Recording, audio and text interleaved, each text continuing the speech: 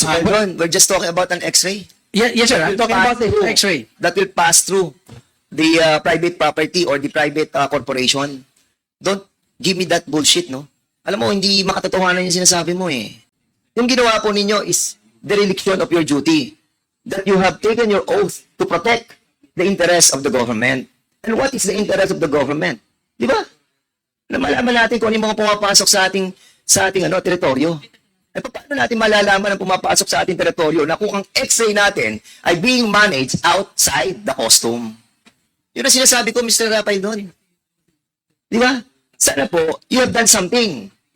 Did you tell this to the President during that time? Sinabi niyo po ba na may problema yung ating X-ray na naandun sa labas ng custom? At lahat ng ating mga container, doon dadaan paglabas ng custom, saka mo pa lamang siya i-X-ray? It doesn't make sense Mr. Peldon, Commissioner La Peña. So, sa tayo dadalhin nito, Mr. Chairman? Eh, kaya pala meron siyang napuntahan eh. Nag-intel siya doon sa Tagaloan eh.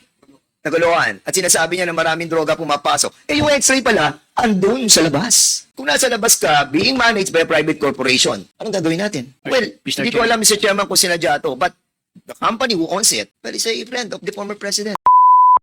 Commissioner Peldon, during the time na ikaw po ang commissioner, have you encountered this problem?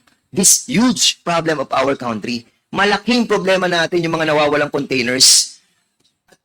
A while ago, I was talking to the chairman and we are talking about the name of that boxes that were found in Dumoy that came from Cagayan de Oro, dun mismo sa port. Nakapasok. Dahil ang X-ray, nasa labas at mag-aari ng isang private corporation na Golden Sun. And that's the reason why, Commissioner Nick Peldon, do you know about this issue, about the designated examination area, wherein a private corporation sa pangalan ng Golden Sun Cargo Examination Services Corporation owns the X-ray na ginagamit doon po sa mga containers na lumalabas galing sa custom? Do you know about this? Yes, Your Honor. In fact, in Mindanao, there are two cases of similarly situated. One in Davao and one in Cagayan de Oro. During my time, I vehemently questioned why X-rays were conducted outside the customs property. In fact, in Davao, it's across the street, and Davao was at that time under litigation because there's an issue of whether or not the X-ray has to be conducted in that private property. So that cases was dragged until I think what's finally the custom won that the X-ray to be conducted in that private property will be stopped. As far as that Cagayan de Oro is concerned, I know about it. I asked our legal department why that one was approved in 2012. Because when I assume it's already there, contracts were already signed, and I think it's not the commissioner who signed it. I think it's higher authority who signed the contract. So I tried to ask our legal to. Who is the highest authority in here, Mr. Peldon? I am not sure whether it's just the commissioner who signed it, but definitely it's. Who was the commissioner who signed it? 2012, sir. So yes, that's I assume in 2016. But during your time that you were already the commissioner, you have the power to cancel the contract because it is a sovereign function eh. Meaning ang X-ray sa isang designated examination area, ang nag-handle niyan is government. It should not be private corporation. Di ba? Isipin mo, private corporation mag-handle ng mga imported goods na nanggagaling sa ibang bansa. At kung gano'n ang sitwasyon natin, talagang makakapasok yung mga illegal drugs. Now, ang tanong ko sa iyo, Commissioner Peldon, sino ang may-ari ng Golden Sun Cargo Examination Services Corporation? So before I answer that, I would like to further express. Commissioner, you answer me first. I am not aware. A while ago, you were telling us that you made an investigation on this matter. So if you have done some investigation on this matter, surely you know who to investigate. Now, ang tanong ko sa iyo, sino ang may-ari ng Golden Sun Cargo Examination Services Corporation? I don't remember the name at that time, but this is the problem of the X-ray, sir. It's not only the areas where the X-rays are conducted. Excuse me, malalayo tayo. Hindi mo kilala si Mr. Dennis Uy? In 2016, I assume it. I know. Kilala din ni Dennis Uy. And Yes, you know Your that Honor. they own this company. I wasn't briefed about the ownership by the investigation I asked to be conducted, Your Honor. Sir, we have to remind you, both of you, that you are under oath, no? Napakalaki po ng kumpanyang to. At kayo po, ang namamahala ng mga imported goods na dumadaan sa ating mga ports sa buong bansa. At itong port na to sa Tagaloan, ang X-ray, nasa labas ng custom. Hinahawakan ng isang pribadong kumpanya, which is against the sovereign function of putting this X-ray in the hands of the government. Kaya pala tayo napapasukan na maraming droga Dahil you allowed the X-ray to be operated by a private company owned by the Davao Group. Andito, sa SEC, kung sino man mga-ari, Noel B. Taoho, isang politician sa Davao City. Sherilyn Uy, Davao City. Ramon Edison Batacan, Davao City. Socorro Agreso, Davao City.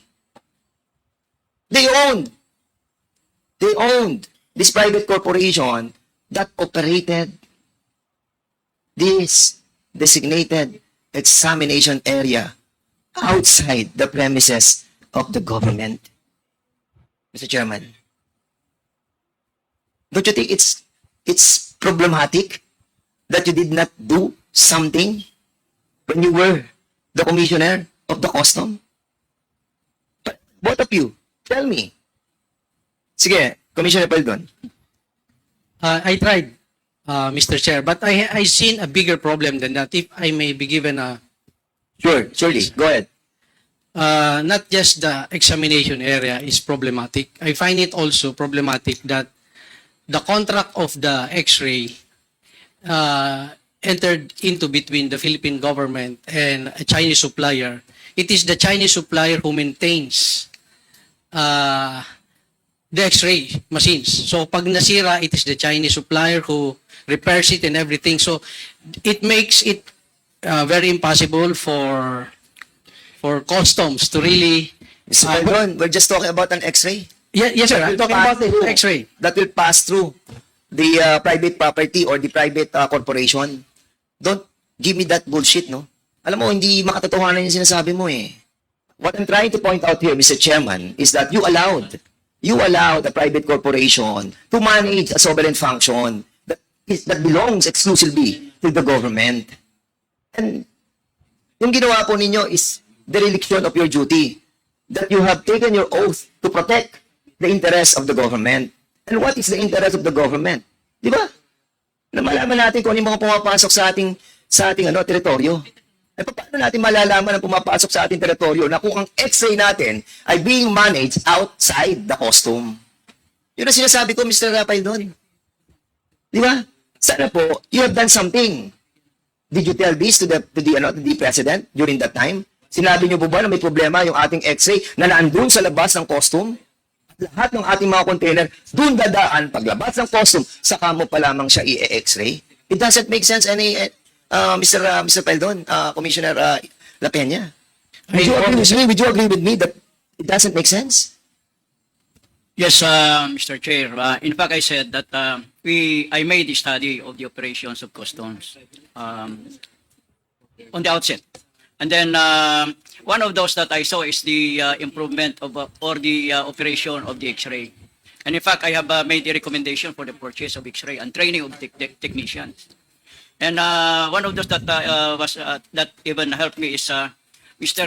Ramon Ang, who will donate these X-ray machines. And he said that I will provide the personnel, will just train. Okay. So that was on the way. And I was just overtaken by events because of the magnetic lifter. Okay. Sir, did you tell this to the president, that we have the former president?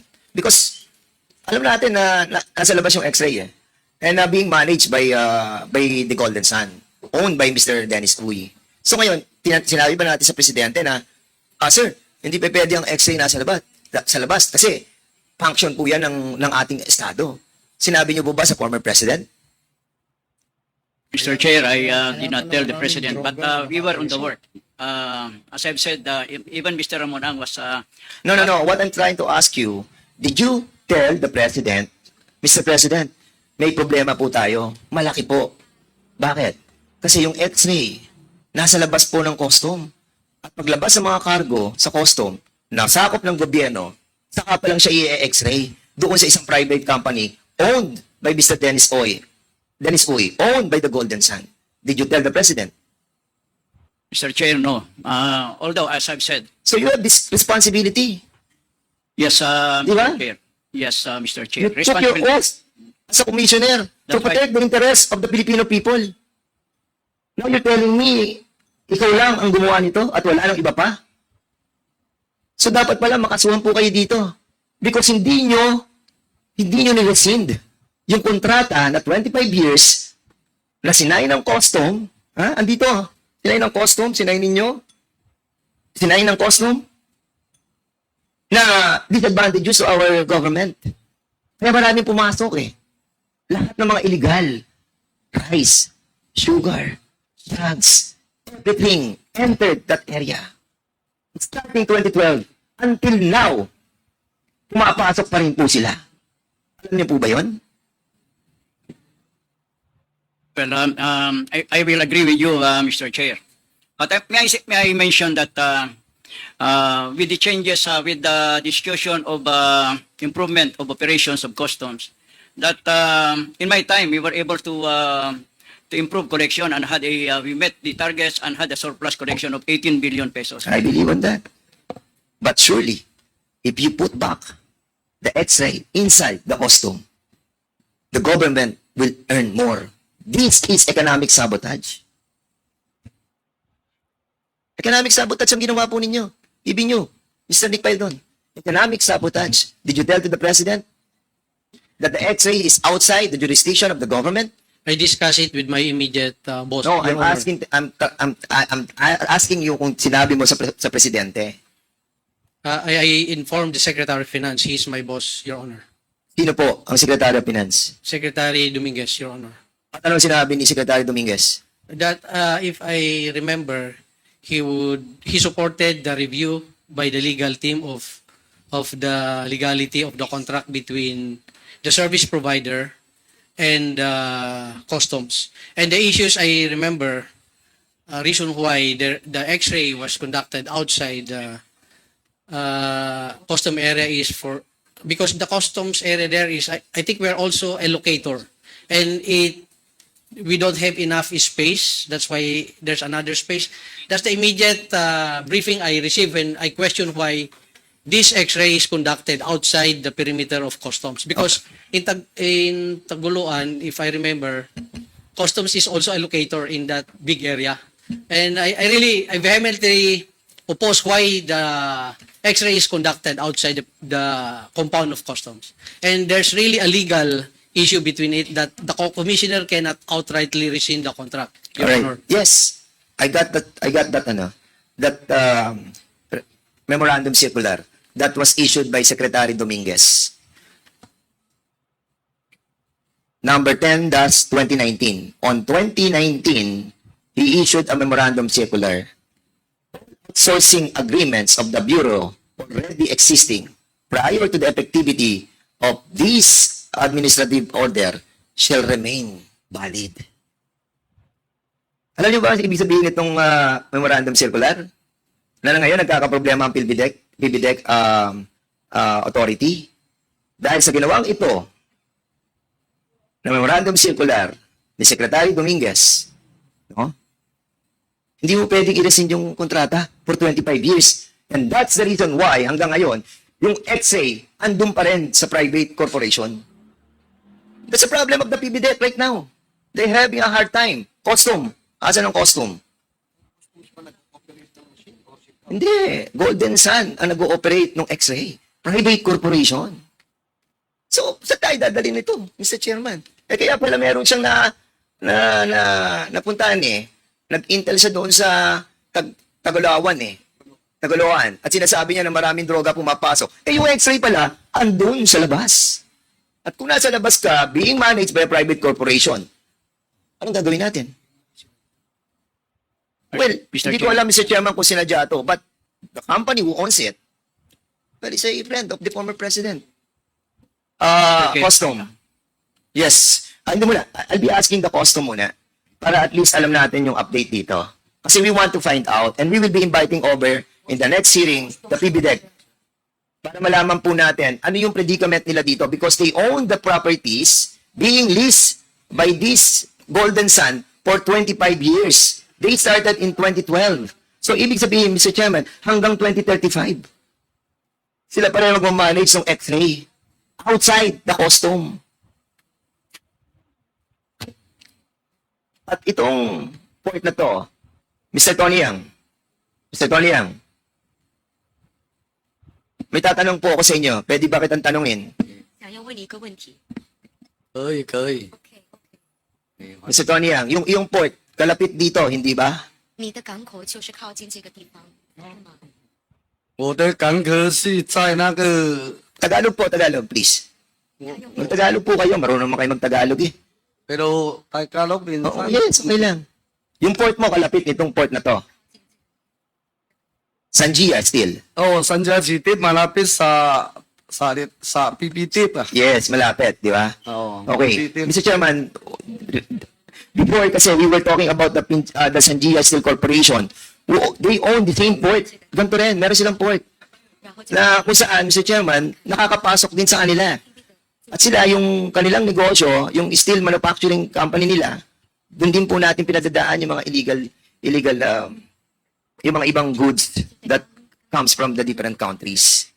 Now, custom, andyan yung custom, inimbitahan po natin. Can we ask some questions sa custom? Andyan ba? Asan? Bureau of Customs. Bureau of Custom. We want to be updated on this issue. Please sit down, please.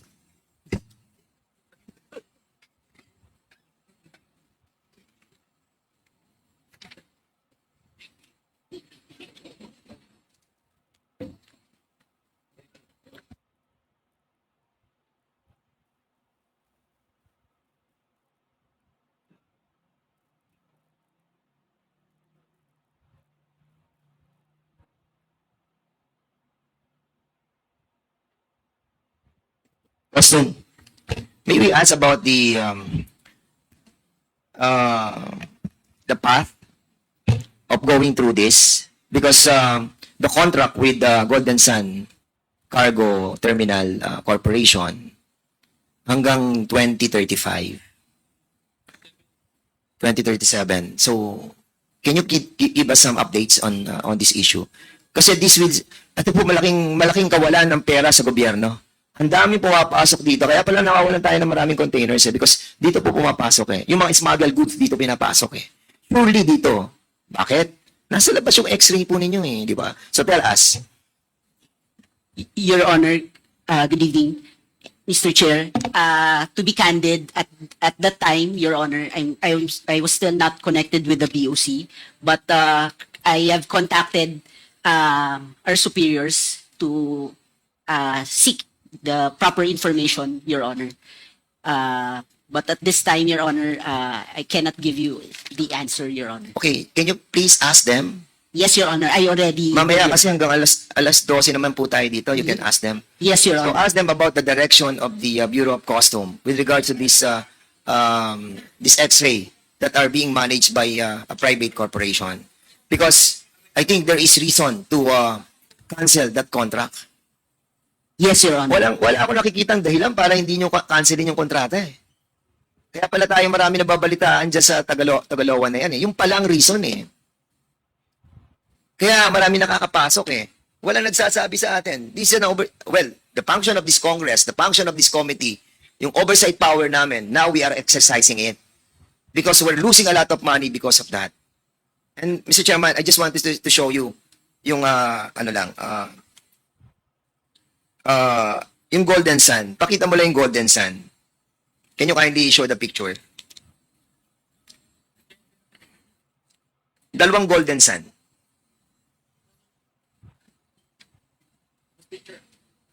Oh, yung picture. 2.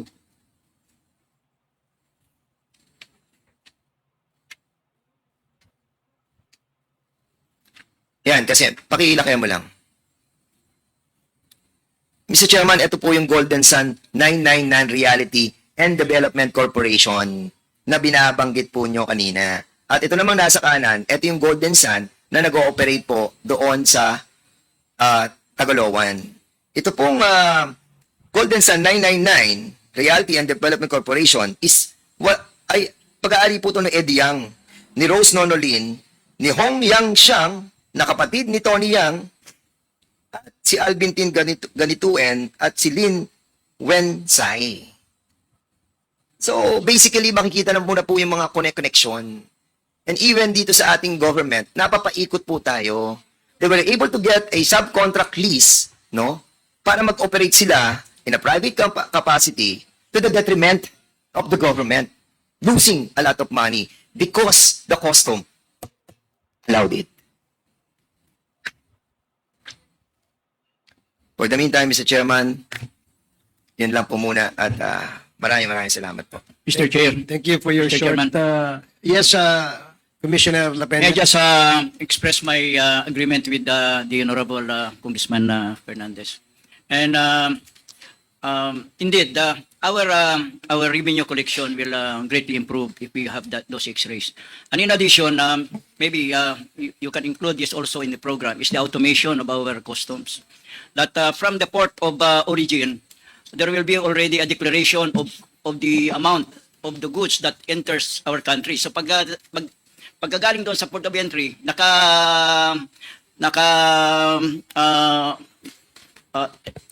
naka-send na dito sa Philippine Customs Port. So kukuliktay na lang. And then even if we automate, even yung mga brokers hindi na kailangan pang magpunta diyan sa customs area. Pwede natin sila puro automation na lang. And there will be less human factor at magkakaroon ng less corruption. Ma-address yung ating problema diyan pag if we will automate, Your Honor. I agree with that, Mr. Chairman. Kung wala pong intervention na manggagaling sa pinakamataas ng ating pamahalaan. Mr. Chairman, I would like to invite yung sub-collector ng PBDEC Port sa MCT operated by the MIC PSI, si Attorney Tom Dagra, ang sub-collector niyan. At yung sa MCT Port Tagaloan, collector ng Region 10, si Mr. Alexander Lomontad. And at the same time, we need to invite those personalities as well of the Golden Sun,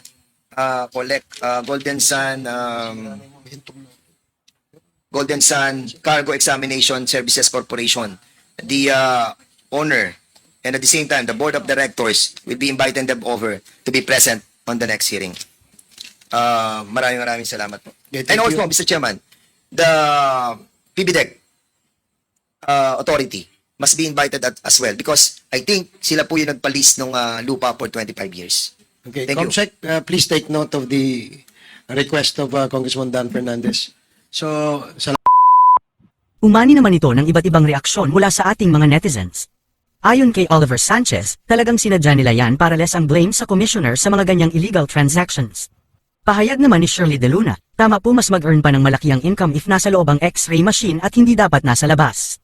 At ito naman ang saloobin mula sa ating kababayan na si Dario Marcelino. Wala kang karapatang pagsabihan ng ganyan si Captain Felden Tung Fernandez, ano ka? Ang qualification mo lamang ay able or read and write, yang si Captain Nicanor Felden ay well-trained na marine soldier and an officer. Mga kababayan, feel free to comment below para maglabas ng saloobin sa balitang ito.